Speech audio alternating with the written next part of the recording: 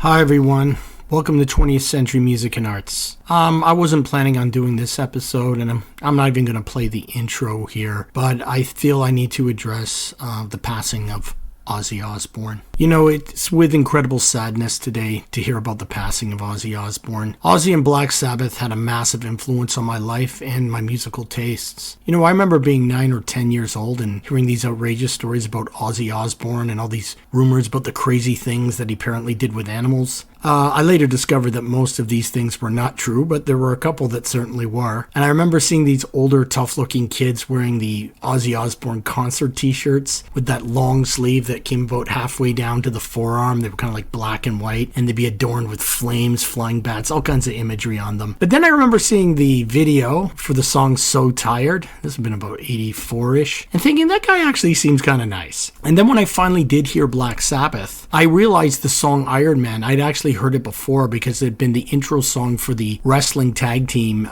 the Road Warriors, when they were in the AWA. Now, when I heard this again, I remember getting the Paranoid tape as a Christmas present from a sister's boyfriend. And when I heard that riff, listening to my Walkman, it just went right through me. It was loud and punishing and repetitive. I mean, you could hum along to that riff. I mean, really what Black Sabbath did in their music was completely revolutionize the way rock music was played. They embraced this low end of distortion, and they emphasized the riffs as kind of like the centerpiece of the composition. And they created what we would call heavy metal. And you know, when I go into my classic rock phase and I try and find rare bands from the 70s, if I was comparing the heaviness of any of those bands, I would compare them to Black Sabbath. Of course, Black Sabbath would always prevail in the heaviness category. But you know, for Black Sabbath to be this band that was so heavy and distorted in sound, they needed a frontman to pull this off really well. And Ozzy was one of the best frontmen in the history of rock. I mean, he could bellow out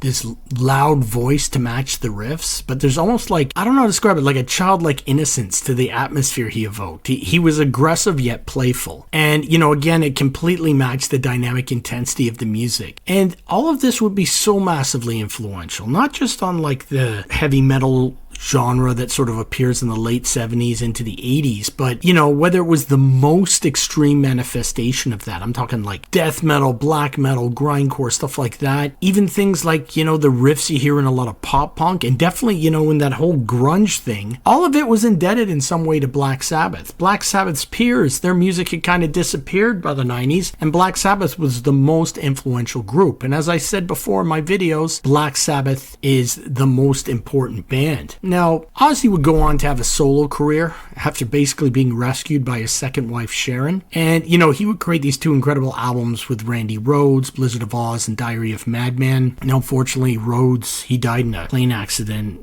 And it was just, one can only imagine what other music he would have created with the talent that he had. But, you know, Ozzy would have a successful career in the 80s, and that's when I really had started becoming aware of his music. And, you know, it was a little bit hit and miss, but I generally liked it, you know. I mean, as a friend of mine put it is still Ozzy, it is still wicked, as we used to describe things back then. Now, of course, Ozzy had his demons, you know, and he battled with substance abuse issues, alcoholism, his adult life. But, you know, in his later years, he did make a concerted effort to try and stay sober. And, you know, even if he fell off the wagon a few times. You know, one thing, this guy created so much great music, so much important music. And the only thing is, you know, while some people know that music, a lot of people just became familiar with Ozzy because of the popularity of the Osbournes TV show, which was, you know, I just felt that kind of cheapened the image of who he was, even though, you know, a lot of the episodes were, of course, funny. Ozzy and Black Sabbath had such an impact on my life. And again, Black Sabbath, in my opinion, is the most important band in the evolution of rock music. Now, if you want to get into Black Sabbath and Ozzy, I'm just going to say, you know, go and just Google these songs and give them a listen, okay? So I'll try and do one per most of the Black Sabbath albums with Ozzy, and then a few from Ozzy's solo albums. So we start with N.I.B. from the first album, Fairies Wear Boots from Paranoid, Into the Void from Master of Reality, Supernaut from Volume 4. Oh, that's fantastic. A National Acrobat from Sabbath Bloody Sabbath, and of course Symptom of the Universe, which is basically the first thrash metal song from Sabotage. And you know, another song I really like is Junior's Eyes from Never Say Die. Now, if you're going into Ozzy solo stuff, I just love I Don't Know, Over the Mountain, Bark at the Moon, A Shot in the Dark, and No More Tears, which is one of the best guitar solos in any song. You know, it was great to watch the Back to the Beginning concert and just see how many people paid tribute and understood the importance of Black Sabbath, Ozzy Osbourne, and just heavy metal in general. You know, I'm so glad that he got to play that final concert before he passed. Anyway, you know, it's a sad day. That's all I have for you today. You know, just give me a comment. What is your favorite Ozzy or Black Sabbath song?